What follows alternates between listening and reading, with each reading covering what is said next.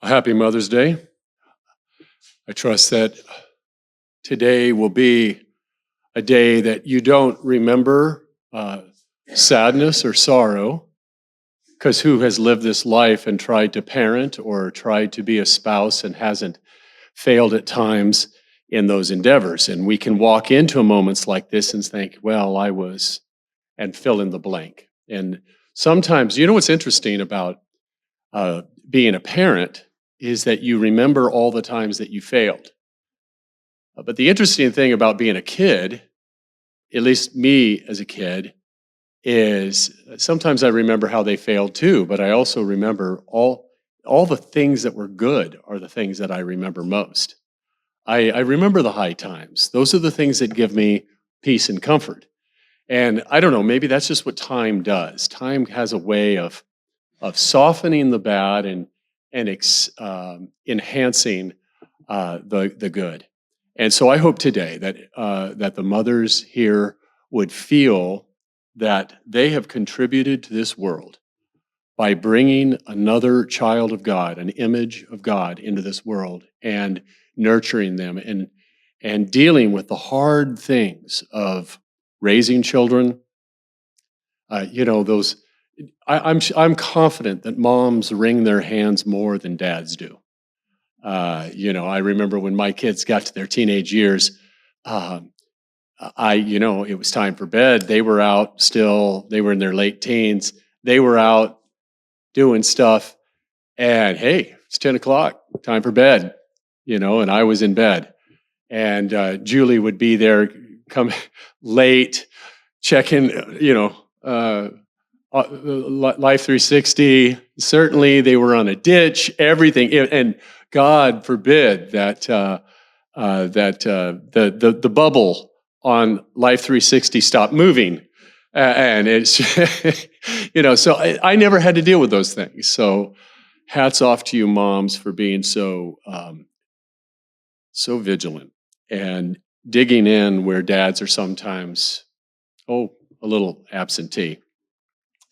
So what I'm going to show today, I hope, is I want to reflect on the power that God intends, and we see it, even in a fallen world, we see the glimpses of the power of a mom, the power of a wife, the power of women.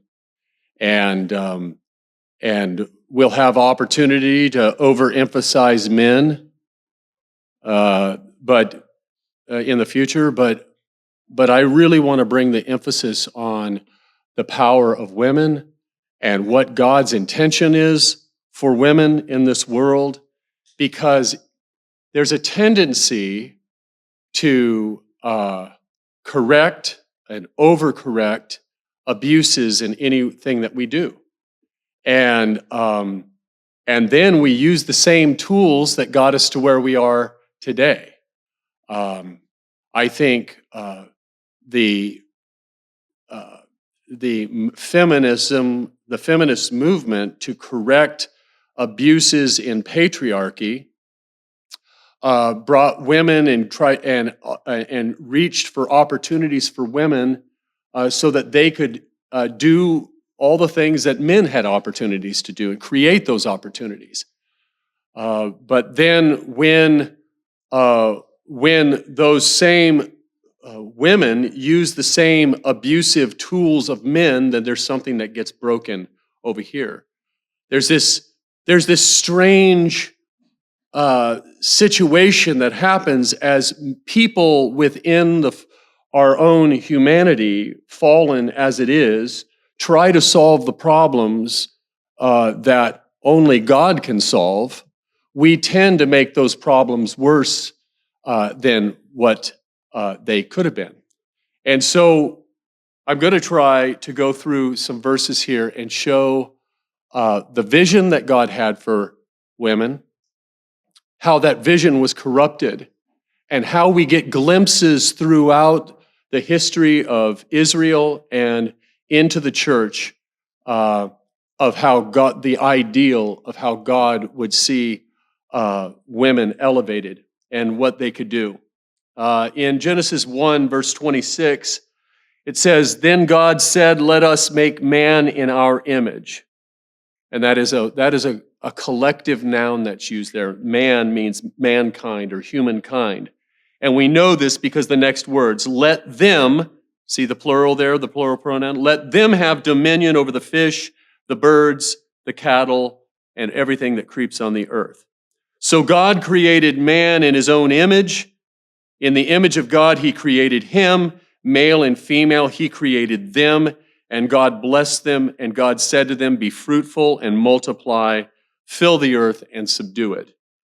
And so the idea here that I want you to walk away with this is that in the beginning, the image of God was born by both male and female. That it was not, God is not in the man is not the image of God, and image and woman is not. It is together and only together do they bear the image of God. It's very, very critical thing to understand there. So when we get into the second chapter, we're going to zoom into the sixth day of creation that the verse 26 through 28 in the first chapter is dealing with. In the second chapter, when he begins to zoom in, he says in the 18th verse, and the Lord God said, it is not good that man should be alone. I will make him a helper comparable to him. And then in the 20th verse, it says, so Adam gave names to all the cattle and the birds and the beasts, and Adam, there was not a helper comparable to him. And the Lord caused a deep sleep to come over Adam, and he took out of his side one of his ribs. He closed up the flesh in its place, and from the rib he created woman, and he brought her to the man, and the man then, the first time, it was right for you to get a card. I didn't get my wife a card, so I'm not going to pretend like I did. I never give my wife cards. It's a problem that I have. I'm not a gift giver, but I come home every day. So what else do you want? You know, I came home, didn't I? Yes, thank you, Justin. I knew Justin would get upset at me on that one. But so we have this. Right as soon as man is faced with this creation that's standing before him, he breaks out in poem. This is a hallmark moment. This is bone of my bones and flesh of my flesh. She shall be called woman because she was taken out of a man. And therefore man shall leave father and mother and be joined to his wife, and they shall be one flesh. And so in this we see, and this I think has just been really misunderstood through the years. But this pre-creation man and woman. And the first time that God calls something of his creation not good was man being alone. Notice that in the 18th verse. It is not good that man is alone. And he needs this helper comparable to him. And it's not like this idea that we use in the English language. We say, oh, you know, daddy's little helper or mama's little helper, or, you know, like Robin is Batman's little helper, and we never know what Robin ever does. Robin has Batman does it all, right? What does Robin really do? He's Batman's little helper, right? But that's not what this helper is talking about. This helper here is the Hebrew word ezer. It's used 21 times in the Hebrew Bible. And that 21 times that it's used, 16 of those times is used about God as being a helper. Psalm 33, Psalm 121. I will look to the hills where comes my help. The God is my helper. So it is God. And so we're not to think that the helper is this insignificant sidekick. It is the one who comes alongside and does what we cannot do. So when you begin to think of the ideal male and female relationship, it is the idea that the man does all that he can and the woman does all that she can, and those two things complement each other. That the insufficiencies of the man or the areas where he has where he needs help, she's there. And the areas that she needs help, he's there. And so we end the story, and this idea of bone in my bone and flesh in my flesh, it's beautiful and it's poetic, and there's this loving kind of thing to it, but it's used throughout the rest of the Hebrew scriptures to show the fidelity between the tribes of Israel. Like, we're going to rule Canaan together. We're going to go into Canaan and we're going to defeat the Canaanites, and we're going to do this together because we are bone of each other's bone and flesh of each other's flesh.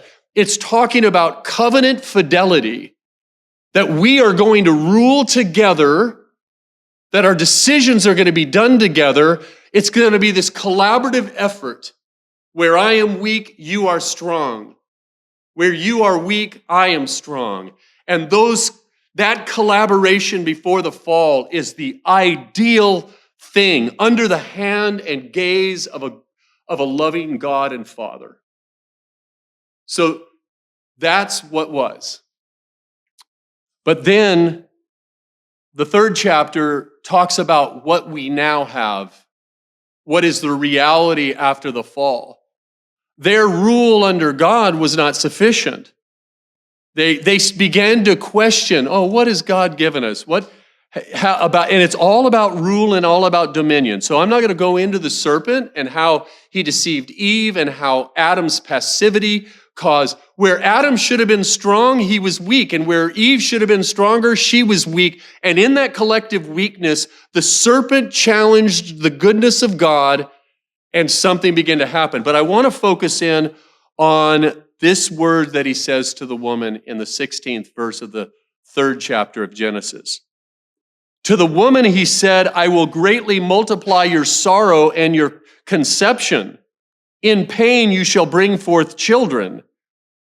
Your desire shall be for your husband, and he shall rule over you.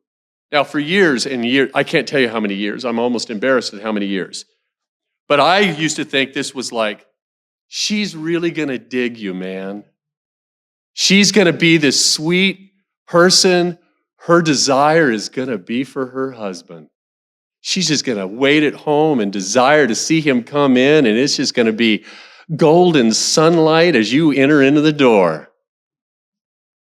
But he's going to rule over you because of the fall, right? He's this domineering, powerful man, and she is this beautiful and desiring wife. Until you get to the 4th chapter, which is only about 14 verses away. And Cain is angry. He's angry with his brother, and he wants to kill his brother. And God says to him, hey, Cain, if you do well, will you not be accepted? This is Genesis 4, verse 7. If you do well, will you not be accepted? And if you do not well, sin lies at the door. Sin's desire is for you, but you shall rule over it. This idea of desire and rule is the language of conflict. So what was before the fall, language of collaborative love and mutual covenant respect and dominion over the earth, now becomes this conflict. The idea of sin's desire is against you, is to dominate you, but you shall rule over it. It's the same thing. It's not the wife sitting at, how many wives really think that there are a lot of you that are that way. But I'm just saying, women are not perfect. Most of you are, but maybe I'll leave now. Your desire is against your husband, and in response, he uses his power to rule you. This is the language of conflict. So post sin, post the fall, it leads to conflict. And that's what God came to do. This is part of the curse. Him ruling over you. The last time that word rule is used is when he says there in Genesis, you shall rule. You shall have dominion. Male and female together have dominion over creation. And now all of a sudden, there's this tension where they want to have dominion over each other. But we see glimpses throughout the scriptures where women stand up and do the right thing at the right time. In the book of Judges, we'll see over here in Judges, the 4th chapter, this woman, Deborah.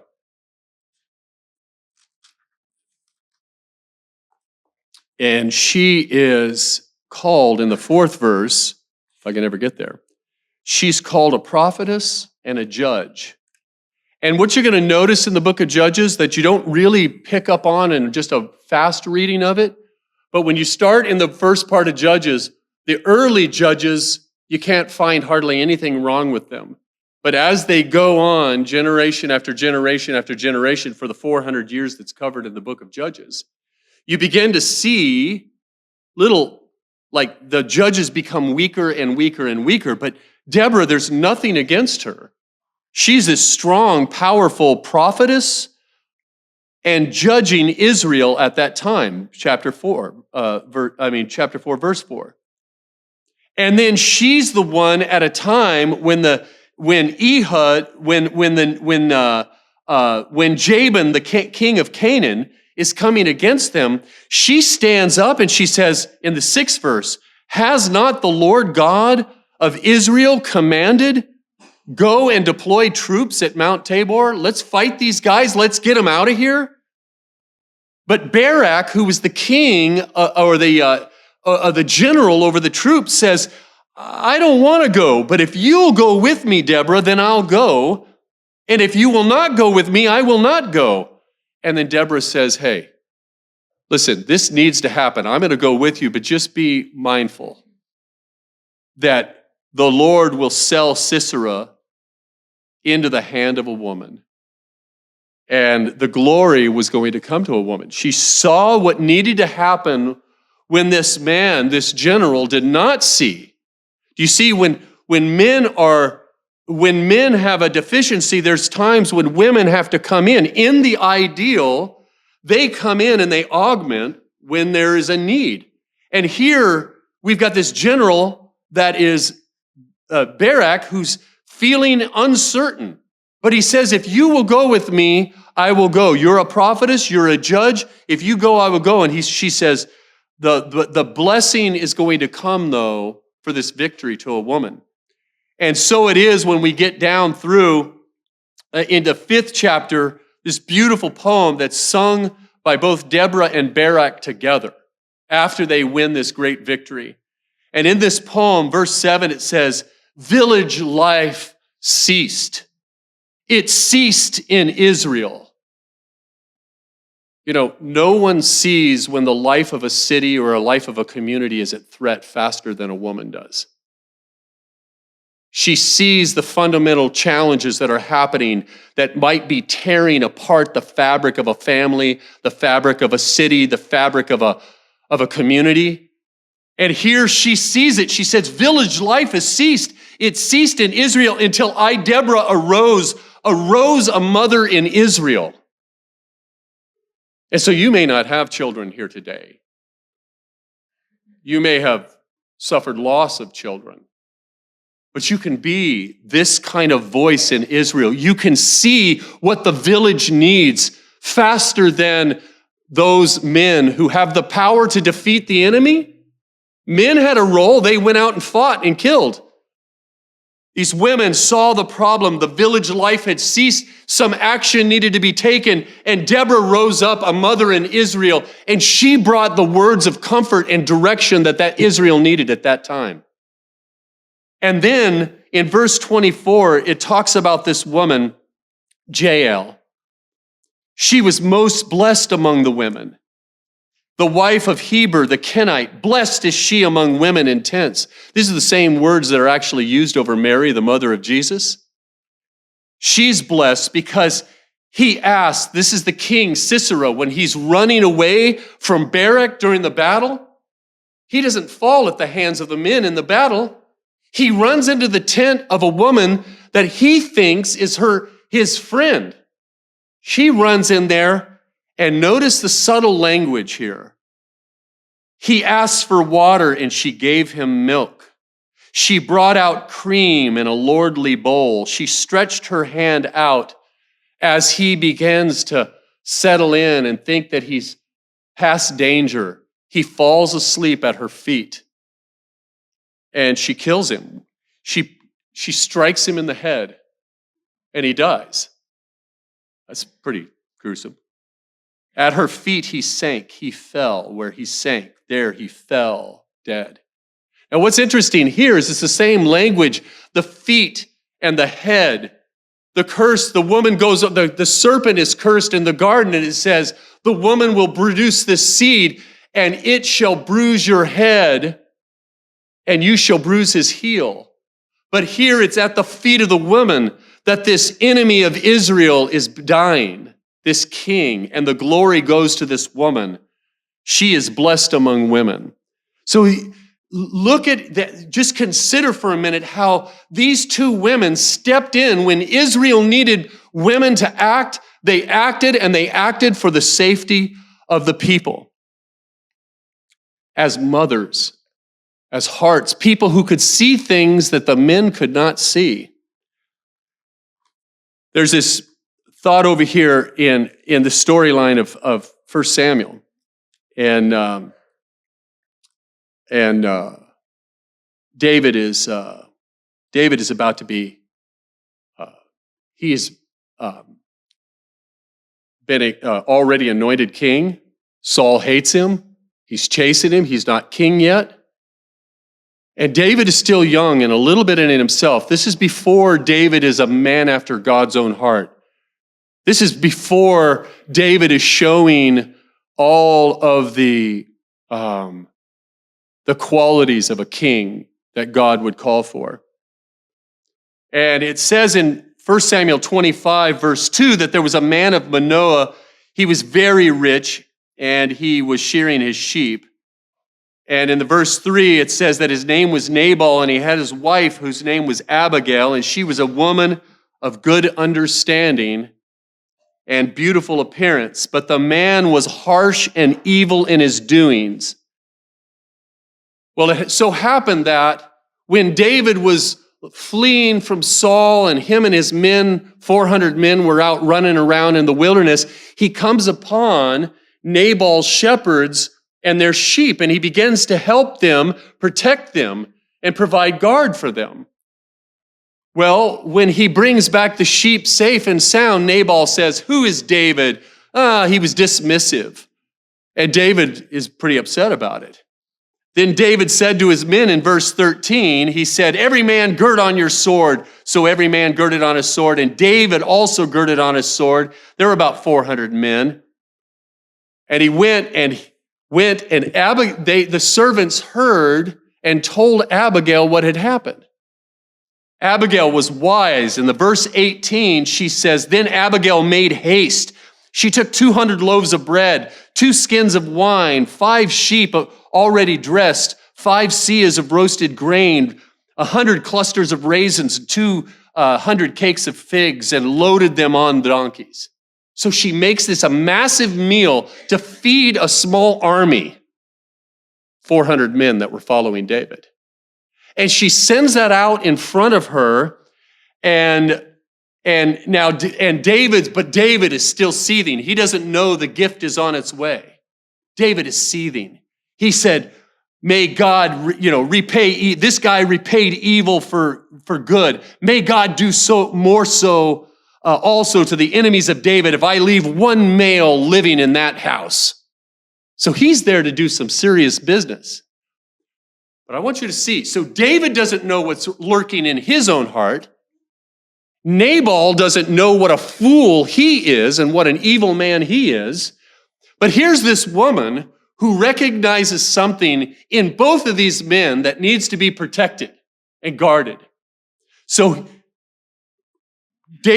she brings the food, sends it forward, and she says this in the 25th verse, "Please," notice the wisdom that she brings to this hothead of David right now, Let not my Lord regard this scoundrel Nabal, for his name he's properly named. Nabal is his name. Folly is with him. But I am your maidservant. Do not see the young men of my Lord whom you did not see, your maidservant did not see the young men that your Lord sent ahead. Now therefore, my Lord, as the Lord lives and as your soul lives, since the Lord has held you back from coming to bloodshed and from avenging yourself with your own hand, now then, let your enemies and those who seek harm for my Lord be as Nabal. And now this present which your maidservant has brought to my Lord, let it be given to the young men who follow my Lord. But please forgive the trespass of your maidservant, for the Lord will certainly make for my Lord an enduring house. Notice the words that she's saying here. For the Lord will certainly make for my Lord an enduring house, because my Lord fights the battles of the Lord, and evil is not found in you throughout your days. Yet a man has risen to pursue you. And verse 30 says, and it shall come to pass when the Lord has done for my Lord according all the good that he has spoken concerning you, and has appointed you ruler over Israel, that this will be no grief to you, no offense of heart to my Lord, either that you have shed blood without cause, or that my Lord has avenged himself. But when the Lord has dealt well with my Lord, then remember your maidservant. These are key words here. He's saying, you're going to have an enduring house. She sees something that doesn't get stated until 2 Samuel 7. When David wants to build a house for the Lord, and Nathan the prophet comes to him and says, no, you're a man of bloodshed, but I will build you. God says, I will build you an enduring house. She sees something in David, and she doesn't want to mark David's name. She's trying to protect David from being a man of bloodshed. This will be of no grief to you when this thing is done. Do you see her insight that David didn't have? That Nabal didn't have? And she was trying to solve this problem between her husband and this guy who would be king. Powerful insights. And time will fail. It's just another place where someone stands up, states what needs to happen. A woman stands up, states what needs to happen when the men in her life are not completely. And how many times, mothers, have you had to stand between two men in your home? Your sons, your husband. It's like, oh, I see glances. I'll look away so I don't. But Jesus comes, and time would fail to go through the genealogy of Jesus, where Tamar sees what needs to happen and Judah does not. See, Judah's three older brothers had already disqualified them from being the blessed family leader in Jacob's household, but Tamar sees that Jacob is it, and Jacob is not doing right. Then there's Rahab, the harlot. She is the one who saves the spies. She's in the genealogy of Jesus. I'm in Matthew 1. And then Ruth. Ruth sees the importance of what is going on, and she's a Moabite woman. She sees the importance of the thing. She works in the field of Boaz, and Boaz sees what a wonderful woman she is and marries her. She becomes the great-grandmother of David. And then Solomon's mother, Bathsheba, born of Uriah. Then Mary. All of these women have a reputation, so either have a reputation that they've done something wrong, or they're outside of the family of Israel, yet they're brought in. They have faith. They take action when the men in their lives do not take action. In every one of these cases, Mary steps up and says to the angel, as you have stated, be it unto me.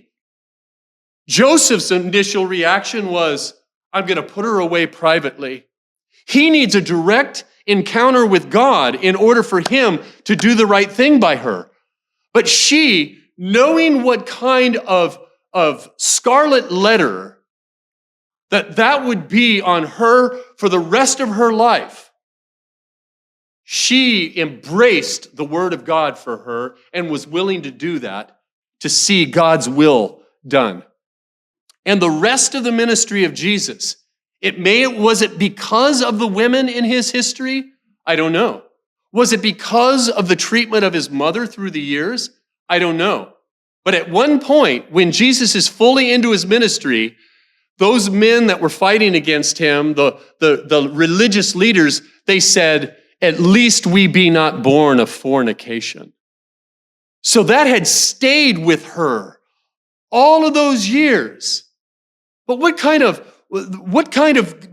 is not the kingdom that God is creating. This new creation that we were singing about earlier, this new life that we've been all had breathed into us, that rain down kind of experience where something new can take place in us, it means that we don't have to be in this conflict anymore.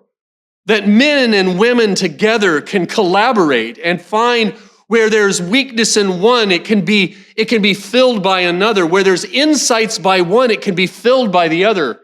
Strength by one can be filled and take care of the weaknesses and the losses of the other. To me, it's powerful. And when women are powerful and men are powerful and they do what they've been called to do and they collaborate together in the Spirit, something amazing can happen. Now, we can't go back and undo what's happened in our past. Men or women, none of us can go back and fix anything. But from this day forward, we can be, if we've received the Spirit, the new creation life in us, we can now work in the way that God has called us to work. We can now take steps. We can now collaborate with one another. Jesus does this thing. I like this thought over here. I think Jesus had a strong, because of the women that are called out in his past, because of this, where he came from, because of the little whispers in the corner of the synagogue about who he was and what his mother did.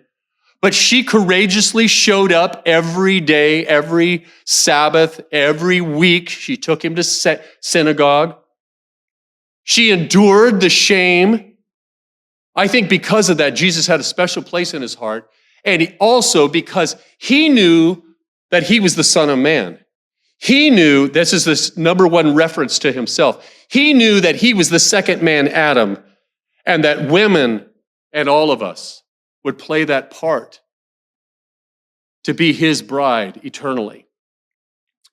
Look at, he says here in Luke, the 8th chapter, and the 2nd verse, that Jesus went preaching in all their villages and bringing glad tidings of the kingdom, and the 12 were with him, and certain women who had been healed of evil spirits and infirmities, Mary called Magdalene, out of whom 7 demons were cast out, and Joanna, the wife of Chuza, Herod's servant, and Susanna, and many others who provided for them of this substance. These women were disciples of Jesus. Jesus had pulled them in. The dust of the rabbi they were, as the Jewish students would call it, as they followed their rabbi from village to village, these women were with him. They were kind of layered on with the dust of their rabbi. They were listening to him speak. And I think that's what is said over here in Luke 10, over in the 38th verse. Now, what happened when he went to a certain village, there was a certain woman named Martha who welcomed Jesus into her house. And she had a sister called Mary who sat at Jesus' feet and heard his word. That's used again by Paul over in Acts 22, verse 3, when he says, I sat at the feet of Gamaliel. That means I was a student of the Rabbi Gamaliel. She is saying that what Luke is saying here is that Mary was a student of Jesus. And when Martha wanted Mary to go and do the traditional woman thing, what did Jesus say? Mary hath chosen the better part, and it will not be taken away from her. See, he was putting Mary as a disciple on par with his other disciples, not diminished. I love over here in Matthew, the 15th chapter, this, the boldness, man, the boldness of women. You got to love it sometimes. Sometimes. In Matthew 15, verse 21, it says, Jesus went out of this region and departed and went into the region of Tyre and Sidon. That's outside of Israel's proper, in a Canaanite land. And behold, a woman of Canaan came to him in that region, crying out to him, saying, "Have mercy on me, O Lord, Son of David. My daughter is severely demon-possessed." There ain't nothing more courageous, more powerful than a mother who is crying out for her child who is tormented, possessed, broken in spirit, broken in body. And here she's crying out, "O Lord, Son of David." See, she's recognizing the same thing that Abigail was recognizing. She was recognizing that all the promises of David were falling on this man right here. All of the promises that Abigail foresaw in David and asking him to do the right thing, this woman is looking on the present Son of David and all those eternal promises coming to fulfillment in him. And she's saying, "O Lord, Son of David, my daughter is severely demon-possessed." But he did not answer her a word. And his disciples came to him and urged him, saying, "Send her away. She continues to follow us, crying out." That had to be kind of awkward, don't you think? And he finally answered her and said, "I was not sent except to the lost sheep of the house of Israel." Then she came and worshiped him and said, "Lord, help me. Help me." And he says, and Jesus answered, verse 26, "It is not good to take the children's bread and throw it to little dogs." That's kind of heavy. And she answered him, "Yes, Lord, that's true. Yet even the little dogs eat the crumbs which fall from their master's table." Boy, her mother's heart, the power to see her child delivered from his, or her in this case, bondage. She continued to go back and forth with Jesus. And it's the only person in the New Testament to win a verbal exchange with Jesus. Every verbal exchange with Jesus where there's disagreement, Jesus wins. Except in this case, when a mother's heart was torn apart by a suffering child. That is the voice that Jesus hears.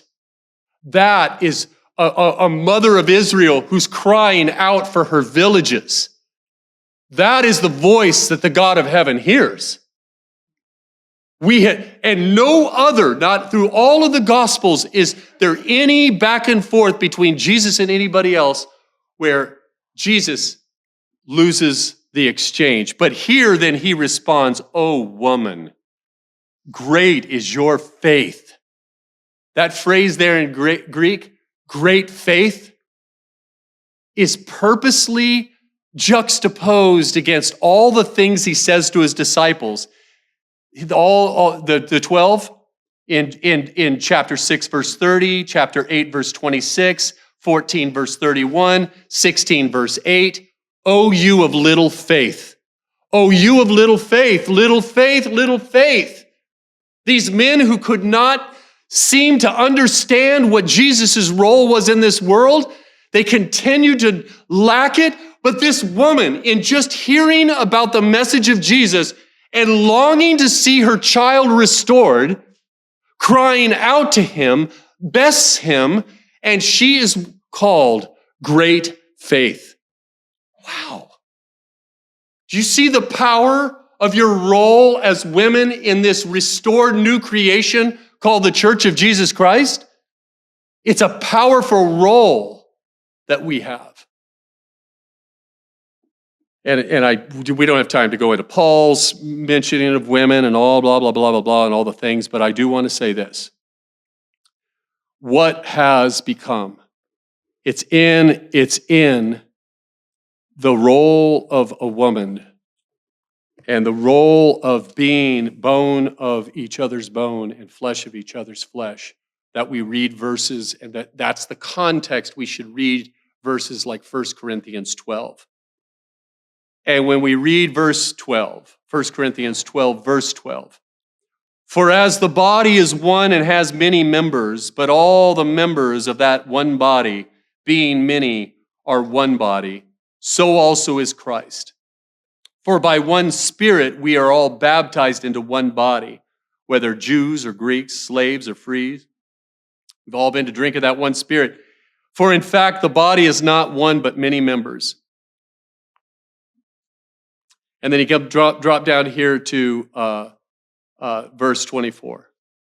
But our presentable parts have no need, but God has composed the body, having given greater honor to that part which lacks it, that there should be no schism in the body, but that the members should have the same care for one another.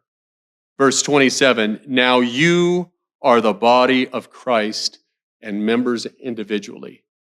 So the idea is through the Spirit, we have become bone of bone and flesh of flesh with Jesus.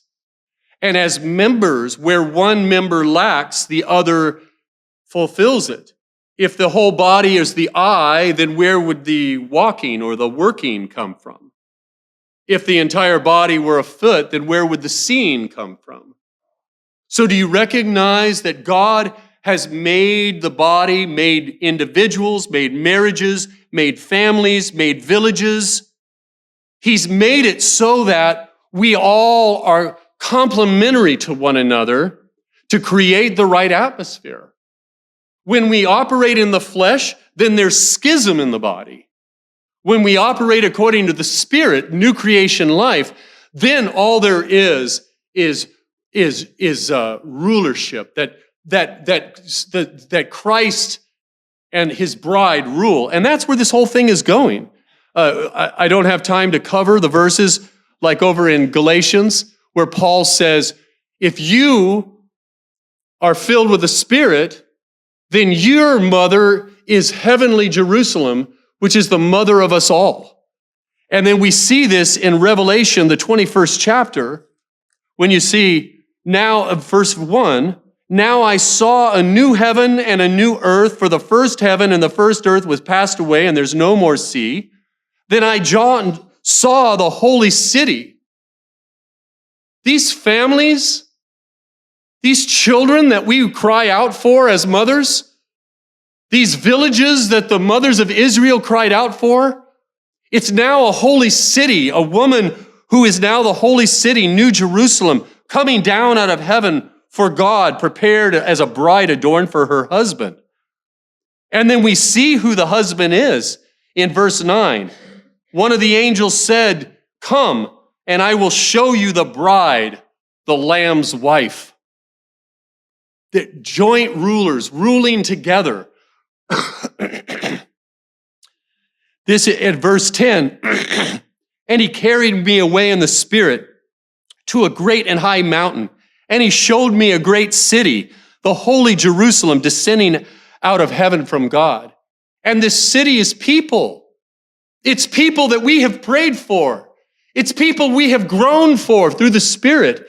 It's people that mothers have laid on their bed at night, wondering where their sons were, wondering where their daughters were, wondering if they would ever come home, whether there would ever be reconciliation. It's a city that is made up of those types of people. The people that we thought were no count, that the world dismissed, women who were outside of Israel, that had spurious and maybe took questionable actions. They are the ones. Women who had 7 demons cast out of them and had their life restored and renewed. They are the ones that are making up this city that we're talking about here. That holy city, New Jerusalem, is people who allow themselves to be redeemed by the blood of the Lamb and then become bone of his bone and flesh of his flesh, working together. And we see in the 22nd chapter this pure river water of life. And it says in the 3rd verse, there shall be no more curse. That curse that creates conflict, there's no more curse. Oh, man is living like man should live, and woman is living like she should live, and together there is no more curse. God says there will be no more curse, but the throne of God and the Lamb shall be in that city, and his servants shall serve him. They shall see his face, and his name shall be on their foreheads. There shall be no more night there. They need no lamp, no light of the sun, for the Lord God is giving that light, and they shall reign forever and ever. Do you notice that it's the servants beholding the face of God, having their names written in their foreheads, and that service is the equivalent to reigning forever and ever. The way that our kingdom comes, the way that God's kingdom comes, is on a cross. It's about sacrifice and love. It's about serving one another. When husbands and wives will get away from old creation and stop trying to dominate one another, but instead will come together and try to serve one another where the other one lacks. If they will do that, and you might say, well, you don't know my wife or you don't know my husband. There's no way to serve them. They'll just take advantage of me. Try it out. 30 days, full service, and watch what begins to happen with them. They'll take on a different spirit. Maybe it's in the domination that the conflict is happening, but once one person stops fighting, maybe there's something that can begin to happen there. I'll tell you, every time in 37 years of marriage that Julie and I have gotten in conflict, one of us took a step back and got out of the fear dance and allowed, it's hard to dance alone unless you're just a little nuts. One of us stepped out of the fear dance, and when you do, that's when things start to work right again. God has called us to something amazing. The mothers, whether you're a mother in Israel, you may not have children of your own, but there are women in this church that do not have children of their own, but they have been children to my grandparents, or to my grandchildren, not to my grandparents. That would make them very old. They've been parents to my children. They've been, to Andrea's point that she was making. You have served, you have suffered, you have cried out, you have groaned. The Spirit of God has groaned within you, crying out for your own children, for their salvation. And how many of our children have we seen delivered? And how many do we still want to see delivered? And on this Mother's Day, let's not look at the past, at our failures, whatever it is, whether we're looking at it as we are Jerusalem, the mother, or individually as mothers looking at how we failed in the past. That is in the past. We can do nothing about it. But from this day forward, we can walk in the Spirit. We can groan in the Spirit. We can seek for the health and the safety and the security of our villages. And we can see our children restored and become part of that beautiful city of God, that eternal city that God means to have in the earth. Bless you, moms. Bless you. You do the hardest job there is. And sometimes you have to do it with men who don't get it. Remember, we're still in the flesh, as Paul said. But God has called us to be in the Spirit as men. Men, do not dominate. Listen to your wives. They may have a perspective that you do not have. Wives, don't try to dominate your husbands. They're stronger than you. Most of them. When you start to see that come together, there's a beauty that will start to radiate from your home, from your village, and into your community. Something that will witness to what God is doing in the earth through a restored relationships. And the curse will be no more in your life. God grant it. Do we have a closing song? I hope you guys all have an opportunity to go grab some dinner with your moms. This is a beautiful day. Sun's shining. It was a beautiful day yesterday. Let's stand.